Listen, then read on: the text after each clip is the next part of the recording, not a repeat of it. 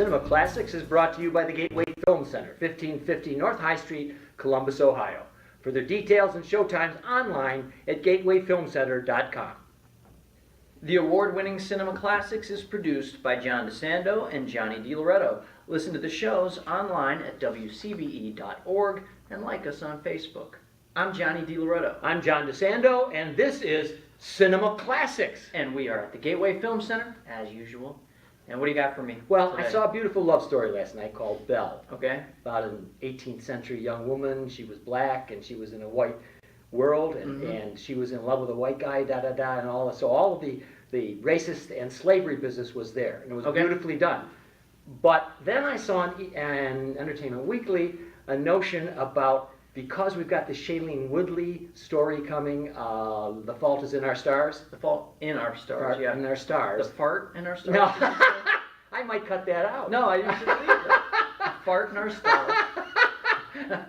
Anyway, the Fart in Our Stalls. Right. Their perspective was, it looks like a comer, a good movie, but it's of course about a heartbreak because she has cancer. Mm-hmm. I don't know if they both do. But I think they both do. Both he lost do. a leg and she's on borrowed time. So they're looking back on heartbreaking romances. And I thought of a couple. Okay. Love story? A love story that's in the end a heartbreak. No, love story. Oh, love. Yeah. And you know, what is that, about 1970? 1970, 71. And, you know, it was the source of much humor when it came out, because Eric Siegel's story was so smushy and just odious, and here he was a Harvard prop. But the film turned out to be fairly decent with Ryan O'Neal and Alhambra. Anyway, do you remember, like, what was your take on that back my then? take, unfortunately, was from the bad press it was getting because of Siegel's sappy, and then I don't think I gave it the right perspective. Okay. Because you dismissed it. I did dismiss it. Yeah, and I saw it for sure, and I've forgotten what it is, but I think in the retrospectives now about it are that it may be a serious film and one of these heartbreakers, because she dies. Right. Yeah. They're young. They're in love. They're in college. And she dies much too soon. So that's, you brought that one up. Let me give you one. Okay. It's a little bit classier than that. All right. And irrefutable as far as now, by heartbreaking, we're talking about romances over which death looms. Doesn't have to be death. All right. It doesn't work out. And you wanted and it's heartbreaking, nevertheless. All right. So hit me. What do you got? Casablanca. Heartbreak. Heartbreaking. They didn't. But you know that movie. Yeah, that movie is so romantic. It's romantic. It's. Yeah, I don't know that it's heartbreaking. There's a heartache to it. That's good. You know what? I always love that movie.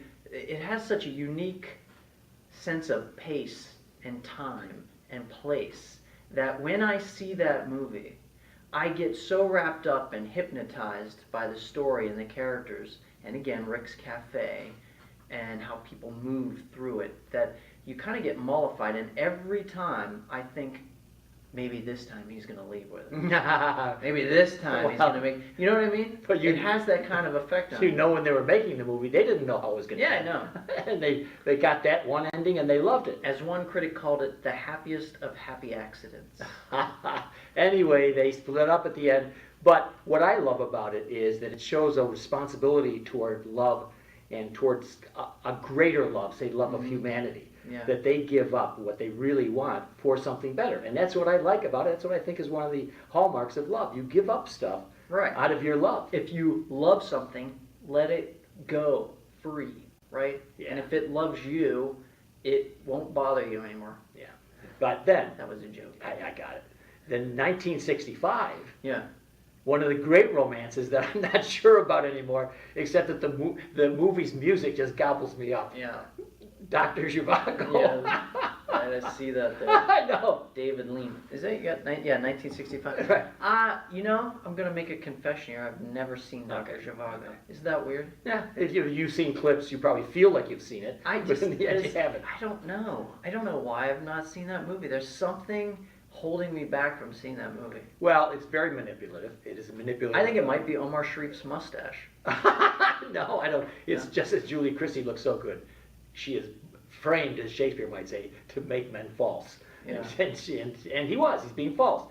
Doctor, nurse, come on, what's more cliched than that? Is that what it is? Oh yeah, right. He's a diamond. So anyway, but the point being that that's not necessarily what Russia around the revolution really was like. Mhm. It's extremely romanticized by David Lean. So therefore, it casts a kind of unreal look. Like Casablanca is real to me. Yeah. Sometimes it just doesn't work out. Mhm. But this one, in the end, it has an ending. You'd come in and you'd say, "Oh, please, I have to throw up because this ending is so bad." Anyway, it's highly romanticized. Okay. But the music is so seductive. It makes you think, I believe, that the film is greater than it is. Yeah. So it's a great love story, but da-da-da. Now, if you asked the person on the street, or maybe even you who are watching this, what's the greatest romance of all time? I'll bet you 6 out of 10 people watching the show would say the 1997 Titanic. Were there 12-year-old girls that watched this show? The people who were 12 years old. Yeah, that's true. Yeah, I don't know about that. Titanic, I think it's a better film than I led on in 1997, but I don't know that it's not up there for me. You want to hear a couple of mine? Well, of course. Well, a couple of weeks ago we screened Annie Hall here. Yes. Obviously, that is one of them. Yes. However, for me, the movie that's really heartbreaking from Woody Allen that came just 2 years after that is Manhattan. Okay. And it's Annie Hall, if Annie Hall, if he, without all the self-referential, I can't get this sentence out, without all the self-references. Right. And without all the kind of like jokiness about it. It's a very straightforward film. It's shot beautifully in black and white, and that romance is really heartbreaking to me.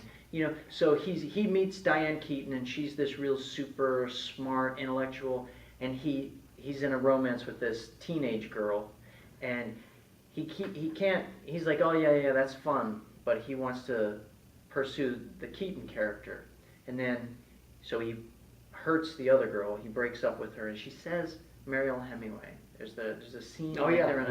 They're in a soda shop, or he buys her a soda or something. Right. They're sitting there, and he says, "Listen, we got to stop, because I met this woman, and she's an adult, and Mariel Hemingway in that scene. If you have ever felt the pain of somebody telling you that they no longer wanted to be with you or love you, and her face when she says." I just can't believe that you found somebody you like better than me. Oh, nice. Nice. That's heartbreaking. All right. Of course, it comes back to haunt him at the end. Well, so that's a good heartbreak. Now, what about this? Very well known. I don't even know if you'd call it a heartbreak.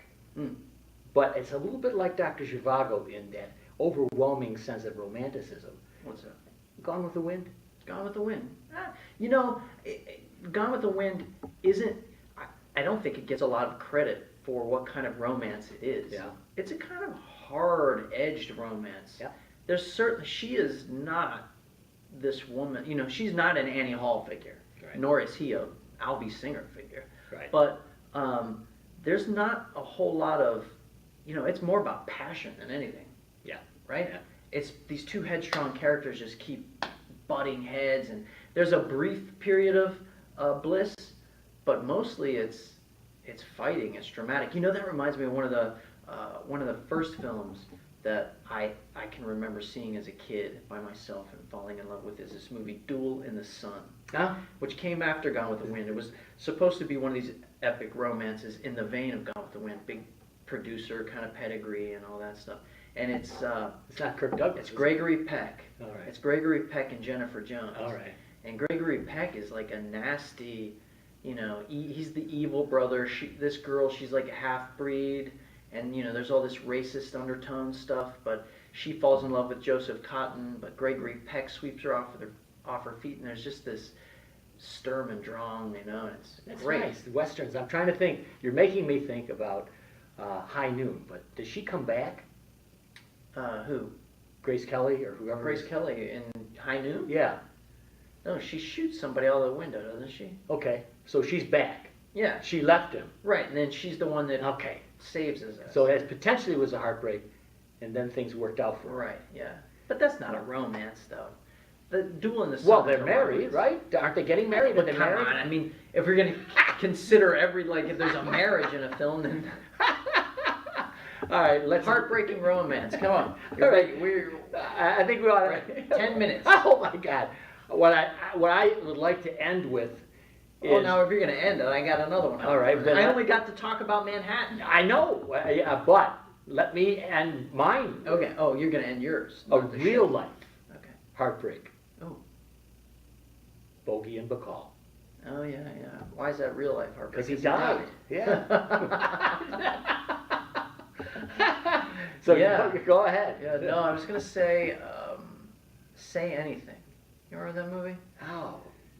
Was Cameron Crowe's first major film with John Cusack. Really kind of put John Cusack on the map. Okay. And it's got to be the best teen romance, I think of all time probably. And I don't know that it's heartbreaking. There is some heartbreaking stuff in it. I guess what's heartbreaking about it is that when you look back on that movie and you see these two really brilliantly imagined characters, full-blooded characters in their youth, and they have adult smarts, but they have teen passions. Okay. And I guess what's heartbreaking about it is that against the odds, these two connect, and you just kind of know, even though in the movie they're not broken up, you have that sort of at the end of The Graduate, you know that it's doomed. It's not going to work, You right? know? So I'm beginning to think that in our subject here of heartbreaking romances, that I lean toward preferring the breakup or the death. I think it's far more romantic than Well, the because successful. it lingers. Because it lingers. It's like our show. Yeah, right.